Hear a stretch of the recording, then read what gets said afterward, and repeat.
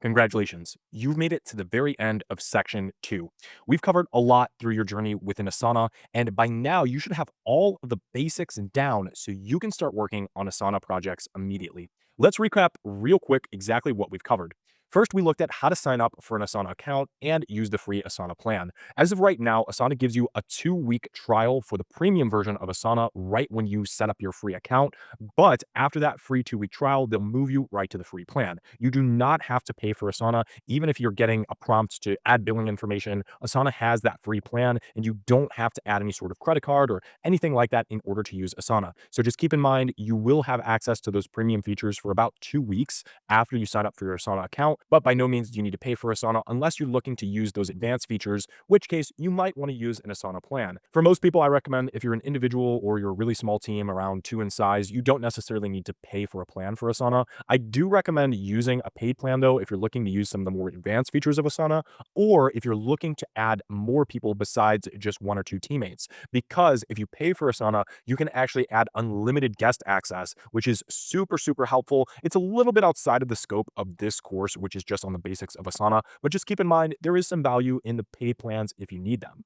From there, we learned about how we can navigate Asana's homepage. I showed you exactly what the homepage is used for, how you can track your tasks, tasks that you've assigned, and tasks that are due soon, tasks that are overdue, and tasks that are recently completed, both for your own tasks as well as for tasks that you've assigned out. Additionally, you can navigate the homepage of Asana and you can find your various projects and things like that within there. From a basic view, that's the main use of Asana's homepage. We looked at exactly how you can create your project from scratch, and while you can use some of Asana's templates, some of them can be a little bit more advanced for a basic use. Remember, this course covers Asana from that basic view, so I'm not necessarily super concerned with utilizing templates, and I actually don't really even utilize Asana's templates, even though they have a lot of really great ones out there. I tend to just make my projects from scratch, and if I really need to, I can copy my own projects through my own templates. So from that aspect, creating your first project is relatively simple, and we showed you all the different columns and fields that you can set up right within your first project. From there, we looked at tasks. Tasks are one of the most important and the main parts of Asana. We looked at some of the basics of tasks first. I showed you how to add an assignee to a task, a due date, how to go into the task and look at the task description,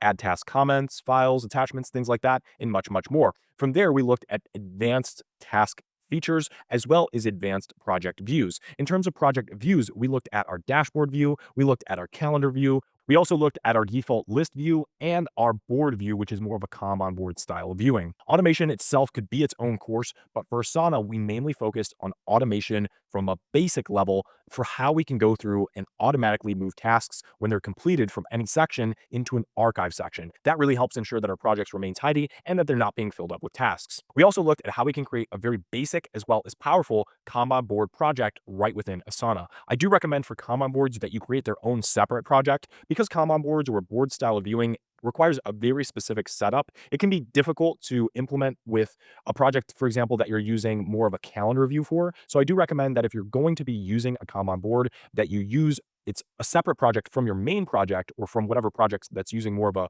list view or a calendar view and create your own separate Kanban board project with that different type of Kanban board view. But Kanban, again, it's very powerful, it's very useful, and we showed you exactly how you can create yours in order to simply track tasks. In fact, the board view is one of the most simple ways to do that, and we talked about this earlier in the section 2 introduction here, but remember, you can always go over to our free Kanban course to learn more about Kanban, learn some of the basics, the best practices of Kanban, and then you can come back here and you can actually implement that knowledge that you've learned directly within Asana. We also show how you can create Kanban boards in Asana within that Kanban course. So it's great to check out, especially if you're looking for a very, very simple way of tracking work, which is the Kanban board style of viewing. From there, we covered Asana best practices. We covered a few different best practices from ensuring that your tasks are always assigned due dates as well as assignees, that everyone on your project team is using Asana and is using the proper projects, tracking their tasks, completing tasks, and overall using Asana as it's meant to be used. We also showed you how you can add different processes within Asana. For example, you can add them in the description, you can add them in the task title, you can add them in the subtasks, wherever you want to put them, adding your processes, your links, your documents, whatever it is,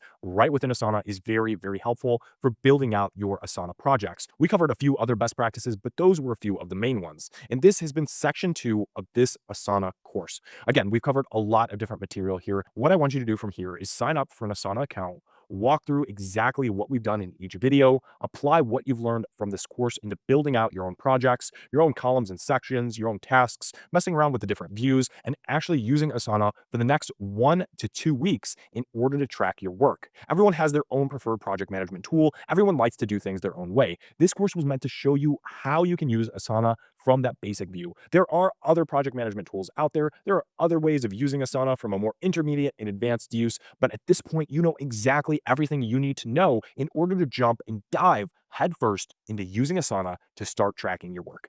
In the next video, in section 3, video 1, we're going to go ahead and end this course off. I'm going to recap a little bit of what we've went through, and I'm going to give you some options of what you can do next in order to continue your learning journey.